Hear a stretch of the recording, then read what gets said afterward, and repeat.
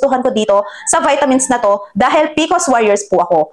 Ano ang queen of fruits? Diba, mangosteen? At sobrang daming benefits ng mangosteen, kaya naman napakamahal sa market. Pero huwag kayong mag-alala dahil ginawa na ng paraan yan ni BeWell. Meron silang vitamin na Vitastin. Nandito na lahat ng kailangan nyong benefits galing sa mangosteen. At ang maganda pa nga pong good news dito, 400 plus lang, meron ka ng 40 capsule. Imagine, parang pumapatak lang ng 10 pesos plus ang isang capsules pero makukuha mo lahat ng benefits na meron ang mangosteen.